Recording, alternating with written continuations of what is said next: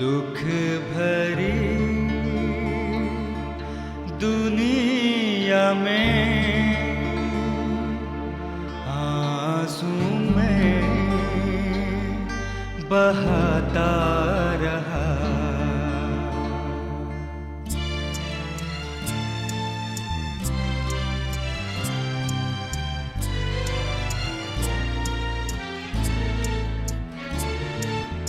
दुख भरी दुनिया में आंसू में बहाता रहा। ढूंढे कई सहारे मैंने, फिर भी बेसहारा रहा। दुख भरी दुनिया में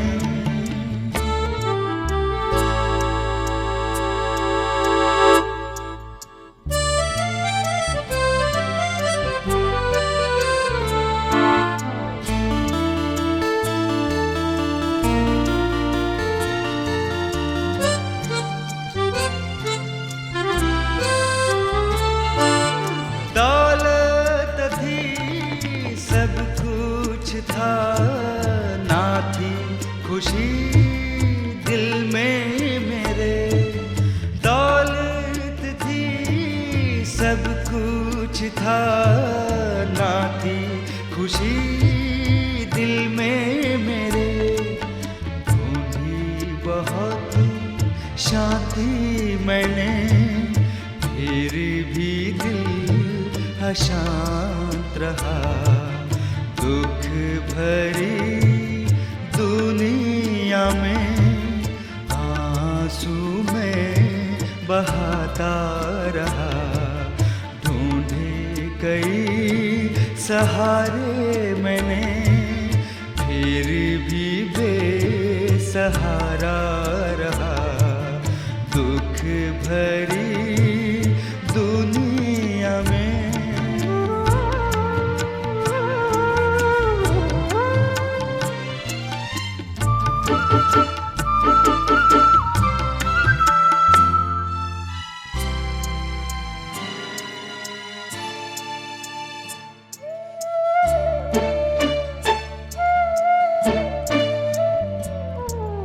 यीशु से ये ना देखा गया, आंसू को मेरे पोंछ दिया।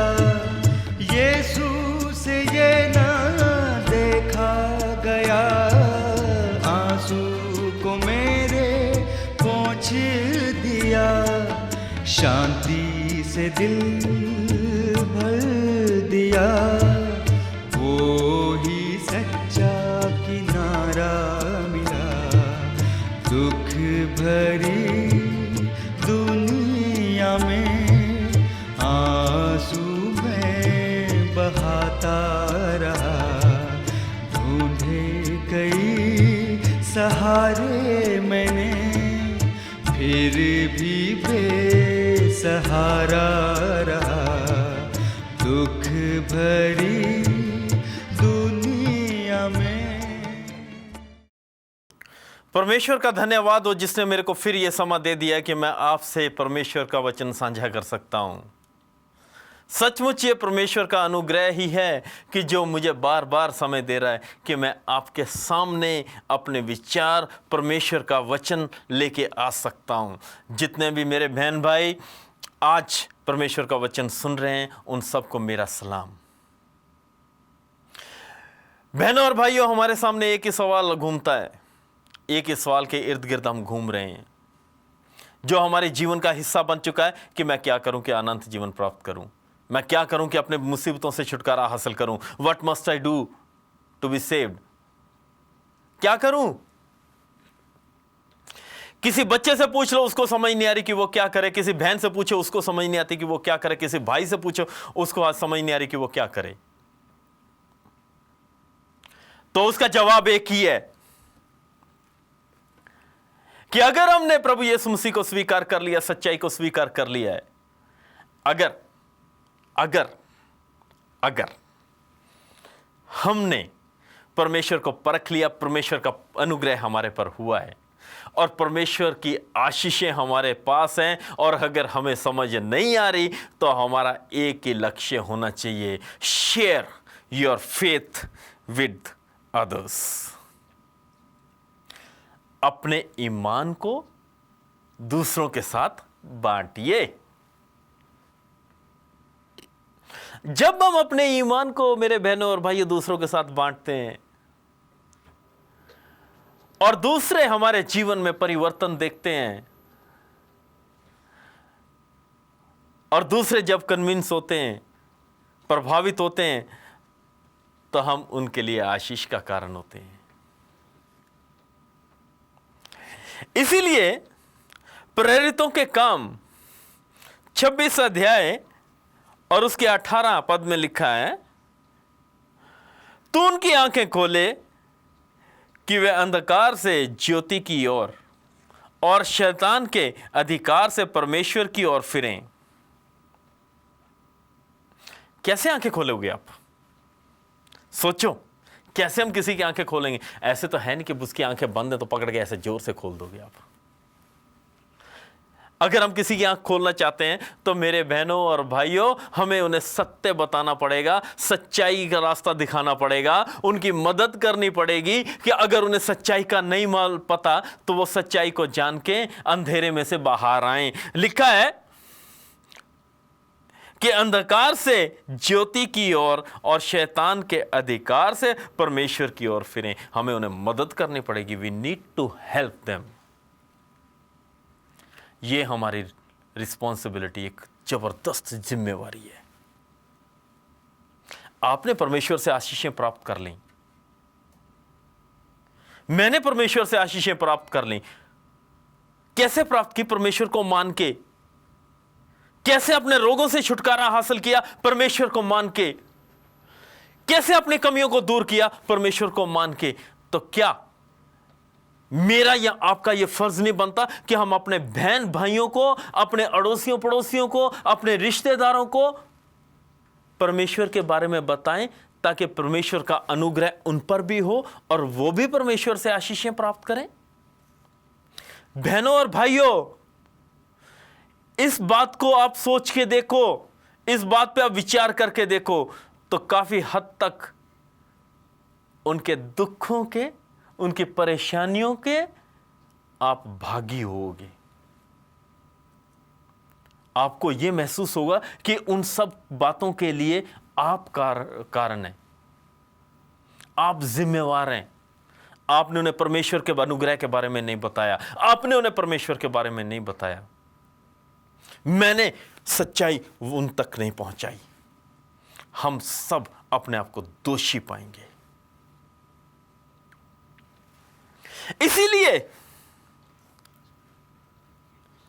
इसीलिए वचन कहता है कि जो परमेश्वर ने आप पे अनुग्रह किया है उसका दूसरों को भी बताइए। मैं एक छोटी सी कहानी आपको सुनाना चाहता हूं। हो सकता है कि यह कहानी आपको प्रभावित करे और आप परमेश्वर के अनुग्रह में बढ़ सकें और आपके कारण और लोग बच सकें और बहन भाई बच सकें। एक नौजवान था,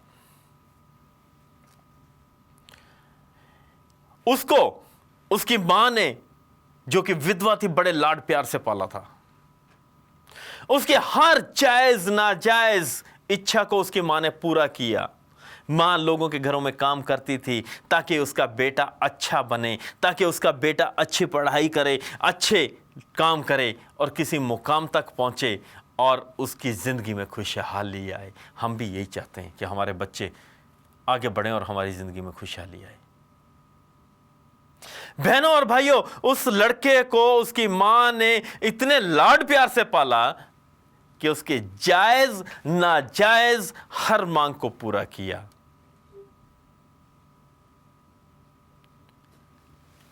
लेकिन जो संगत होती है, ध्यान रखिए, उसका असर इंसान के स्वभाव पे और इंसान के चरित्र पे पड़ता है। इसको कभी ना भूलें। खास तौर पर जो बहन भाई हैं सामने बैठे और ये आवाज़ सुन रहे हैं, बहनों और भाइयों, मैं आपको बताना चाहता हूं, अपने बच्चों का ध्यान रखें। बहनों और भाइयों, ध्यान रखें कि वो कैसी संगत में रहते हैं, उनके दोस्त कैसे हैं, उनकी सोबत कैसी है, क्योंकि सोबत का असर बच्चे पे पड़ता है। वो नौजवान जब बड़ा हुआ तो उसकी संगत शुरू से ही जो थी वैसी ही बनी रही। बचपन में जब वो स्कूल से पेंसिल रबर लेके आता था चुरा के, तो उसकी माँ ने उसे कभी नहीं समझाया, और आखिर जब वो लड़कों के साथ बढ़ गया, उसकी संगत बढ़ गई और वो ऐसे काम करने लगा जो कि इंसान के लिए करना नामुमकिन है। चोरियां डाके करने डालने लग गया, जो कि एक आम इंसान को सोचना चाहिए। उसका रिजल्ट, उसका नतीजा ये निकला कि एक दिन जब वो अपने दोस्तों के साथ कहीं चोरी करने गया, उससे गलती हुई, घर वाले उठ गए, सब दोस्त भाग गए, लेकिन वो पकड़ा गया और अपने आप को बचाने के चक्कर में मेरे बहनों और भाइयों उसके हाथ से खून हो गया। वो पुलिस पकड़ के ले गई, वो नौजवान को सजा हो गई और उस नौजवान को उम्र कैद की सजा हो गई। मां ने बहुत मिन्नतें की और बहुत मिन्नतें करने के बाद उसको उसकी सजा बदल के उम्र कैद में हुई, क्योंकि वो चोर था, उससे खून हुआ था। जज ने सारे हालात देख के तो कलम तोड़ दी, फांसी की सजा की थी। जिस दिन उस नौजवान को फांसी थी, उससे पहले उसकी सजा जब बदली गई उम्र कैद में, तो जज ने एक संदेशवाहक को बुलाया। आज तो आप ईमेल कर देते हैं, मोबाइल पे बात करते हैं, फोन पे बात करते हैं, लेकिन उस समय कोई ऐसा साधन नहीं था। बहनों और भाइयों, सिर्फ उस समय संदेश लेके संदेशवाहक ही जाते थे।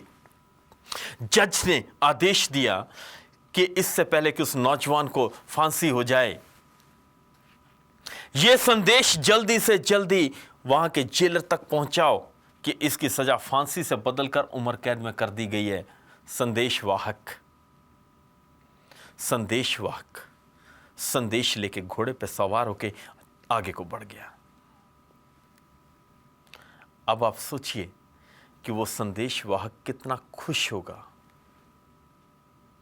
गौर कीजिए कि वो संदेशवाहक की जिंदगी में कैसा दिन होगा कि वो एक नौजवान की जिंदगी बचाने जा रहा है, जो कि नहीं कुछ समय में खत्म होने वाली थी। परमेश्वर ने मेरे को और आपको वो संदेशवाहक की उपाधि दी है। जो हमारा विश्वास है उसको हमने लेके दूसरों तक पहुंचाना है।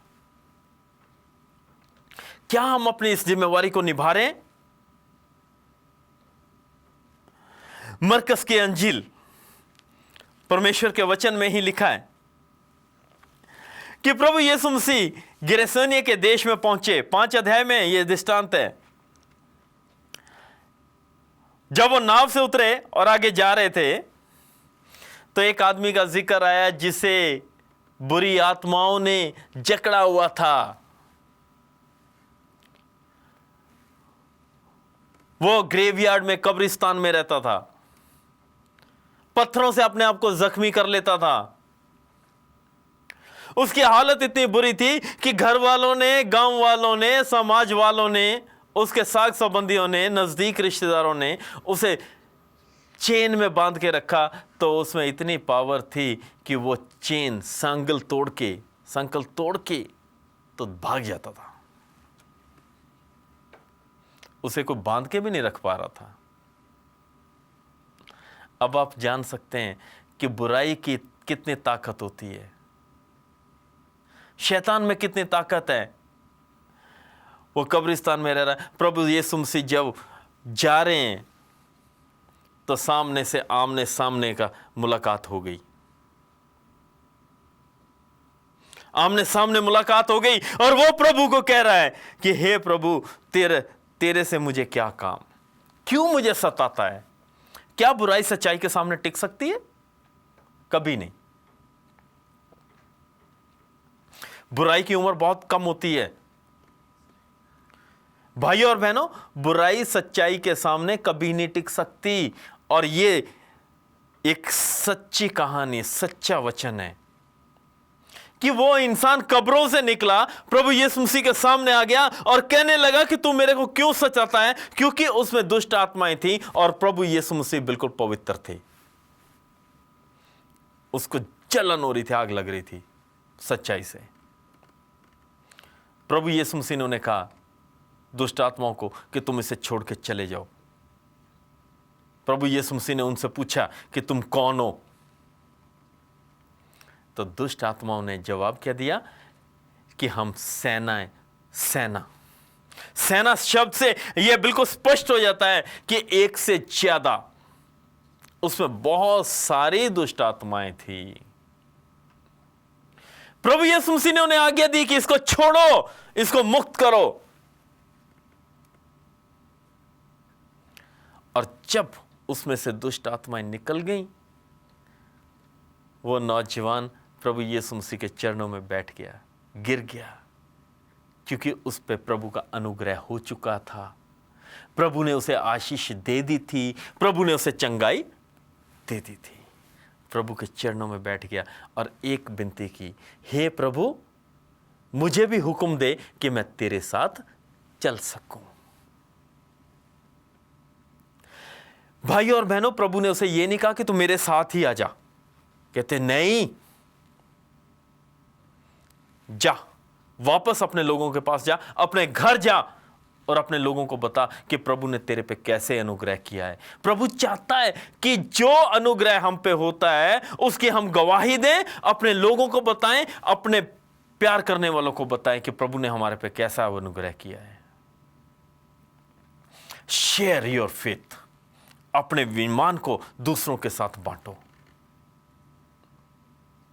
यही बस नहीं हुआ, लूका रसूल की अंजील देखिए, उसके 10 अध्याय में फिर जिक्र आया है कि प्रभु यीशु मसीह यरूशलेम जाते समय सामरिया और गलील में के बीच में से होकर जा रहे थे। लूका रसूल की अंजील 17 अध्याय 11 आयत से आगे देखिए कि प्रभु यीशु मसीह यरूशलेम जाते समय गलील और सामरिया के बीच में से होके जा रहे हैं। एक गांव के पास से जब निकले हैं तो उन्हें आवाज सुनाई दी, आए दाऊद के पुत्र यीशु, हम पे रहम कर। कोई 1 या 2 आदमी नहीं, 10, पूरे 10 लोग थे जो कोढ़ के रोग से जकड़े हुए थे। हालत यह थी कि उन्हें गांव से बाहर निकाल दिया गया था। उनकी हालत यह थी कि वो लोगों के बीच में रह नहीं सकते थे। उस समय समाज से उनका बहिष्कार कर दिया गया था। बिल्कुल गांव से दूर, समाज से दूर वो लोग रहते थे। आज हम जो समाज में रह रहे हैं, हम जो अपनों के बीच में रह रहे हैं, सोच के देखिए कि अगर हमारे को एकांत में रहना पड़े तो हमारी हालत क्या होगी। बेचारे लाचार, अपने रोग से दुखी, कोई उनसे लेन देन नहीं कर रहा, समाज से बहिष्कार हो गया, उनका बाहर निकाल दिया गया, उनको तड़ी पार कर दिया गया। जबकि लोग प्रभु का पल्ला छू के शिफा हासिल कर रहे हैं, जबकि लोग प्रभु के पास ला रहे हैं मरीजों को, और वो बेचारे प्रभु के पास भी नहीं आ सकते, दूर खड़े होकर चिल्ला रहे, आए प्रभु, आए दाऊद के पुत्र वंशज यीशु, तो हम पर दया कर।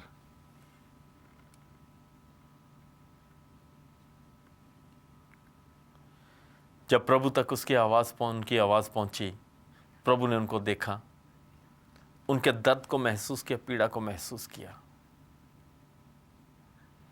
तो प्रभु ने क्या कहा? प्रभु ने सिर्फ शब्दों का इस्तेमाल किया था। प्रभु ने कहा, जाओ और अपने आप को अपने हाकिमों तक जाके दिखाओ। क्यों कहा? क्यों नौतेदारों को, हाकिमों को जाके अपने आप को दिखाओ? क्यों कहा? क्योंकि उस समय भी जो ओहदेदार थे, जो हाकिम थे, वो खुदा बने बैठे थे। इंसान की जिंदगी का फैसला वो करते थे। उन्हें समाज से उन्होंने अलग किया था। कायदे कानून उन्होंने ही बनाए थे और उन्हीं के अनुसार लोग चलते थे। प्रभु कहने लगा कि जाओ, जाकर अपने आप को अपने हाकिमों को दिखाओ। और मेरे अजीजों, मेरे बहनों और भाइयों, यहां लिखा है उन्होंने प्रभु से कोई बात नहीं की, कुछ नहीं पूछा, कोई शक नहीं किया प्रभु की बात पर, वहीं से मुड़ गए, घूम गए दूर से ही और अपने नगर की ओर चल दिए, अपने याजकों को, अपने हाकिमों को मिलने के लिए।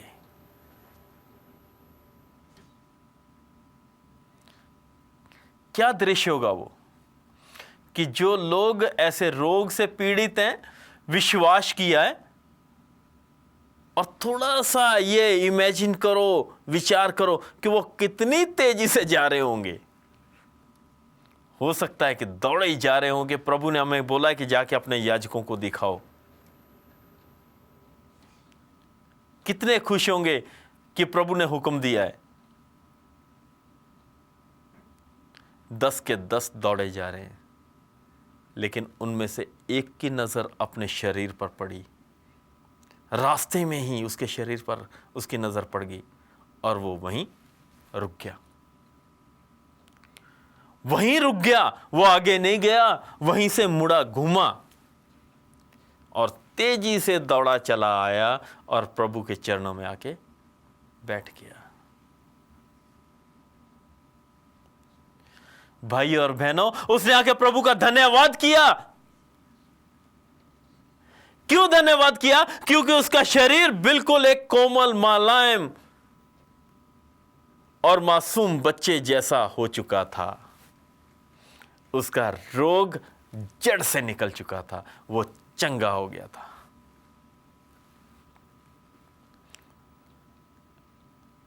आज ये सोचिए कि जब हम परमेश्वर से आशीष लेते हैं तो क्या हम प्रभु का धन्यवाद करते हैं?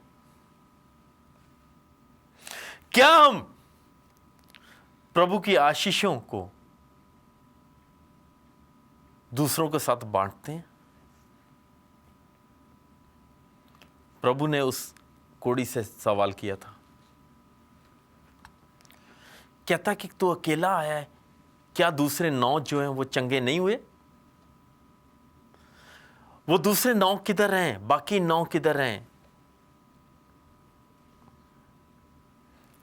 आज हमारे सामने भी ये सवाल आ रहा है कि आशीषें हमने ली हैं,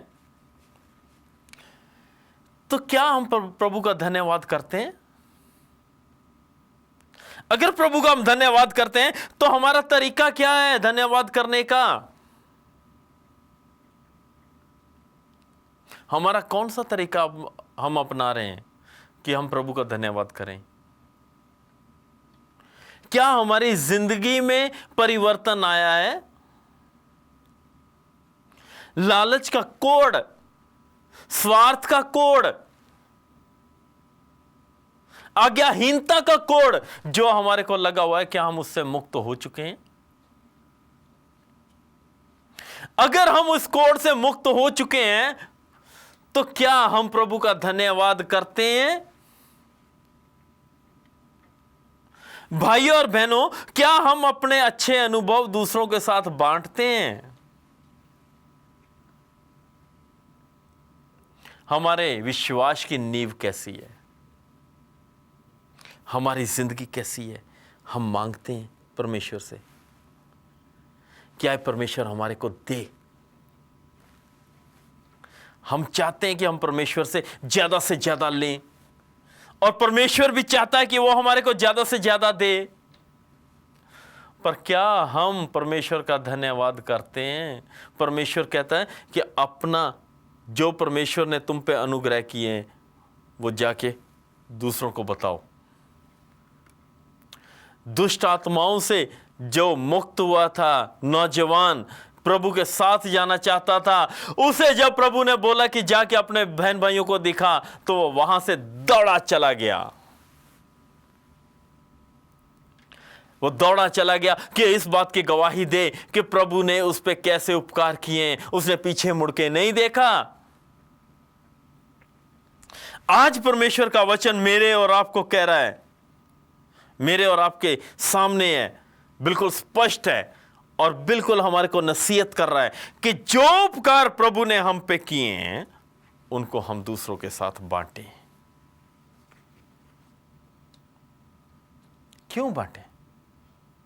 भाई और बहनों, अपने अड़ोस पड़ोस में आप देखिए, अपने समाज में देखिए, बहुत से लोग हैं जो प्रभु के बारे में नहीं जानते। बहुत से लोग ये नहीं जानते कि प्रभु उन्हें प्यार करता है। बहुत से लोग ये नहीं जानते कि प्रभु चाहता है कि हम एक दूसरे से प्यार करें। बहुत से लोग ये नहीं जानते कि प्रभु चाहता है कि हम एक दूसरे के दुख सुख में हिस्सेदार हों। हमारी जिम्मेवारी क्या है? हम प्रभु से ले रहे हैं, प्रभु हमें दे रहा है, सब कुछ प्रभु का है। हम उससे आशीषें ले रहे हैं, हम उससे कहते हैं कि प्रभु हमें दे। प्रभु कहता है कि मेरे पास आओ और मुफ्त लो। प्रभु कहता है कि मांगो तो दिया जाएगा। लेकिन उसके बदले में प्रभु क्या चाहता है? प्रभु चाहता है कि हम उसकी गवाही दें। प्रभु चाहता है कि हम दूसरों को भी बताएं कि प्रभु आपको भी देना चाहता है, आपको भी प्यार करता है। सचमुच महान परमेश्वर है और इसीलिए कह रहा है कि मैं इसलिए तुम्हें भेजता हूं कि तुम दूसरों की आंखें खोल दो, दूसरों को ज्ञान दो, ताकि दूसरे प्यार में बढ़ें। इसीलिए फिलिपियों के खत में लिखा है, पहला अध्याय और उसके 27 आयत में, केवल इतना करो कि तुम्हारा चाल चलन मसीह के सुसमाचार के योग्य हो, कि चाहे मैं आकर तुम्हें देखूं, चाहे ना भी आऊं, तुम्हारे विषय में यही सुनूं कि तुम एक ही आत्मा में स्थिर हो, कि तुम लोग एक आत्मा में स्थिर हो, तुम्हारा चाल चलन परमेश्वर की इच्छा अनुसार हो। प्रभु यही चाहता है कि हम गवाही दें और परमेश्वर के प्यार को दर्शाएं। आए दुआ करें।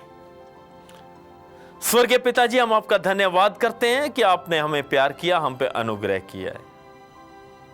जब हमने आपकी इच्छा को जान लिया है कि आप चाहते हैं कि हम आपके नाम की गवाही दें, जब हमने जान लिया है कि जो उपकार आपने हम पे किए हैं आप चाहते हैं कि हम दूसरों को भी बताएं, ताकि लोग आपकी नजदीकी में आ सकें, हमें बल देना, हमें ज्ञान देना और अपने में बढ़ने की शक्ति देना, ताकि हम बहुत से लोगों को आपके नजदीकी में ला सकें। प्रभु यीशु मसीह के नाम से मांगते हैं, आमीन।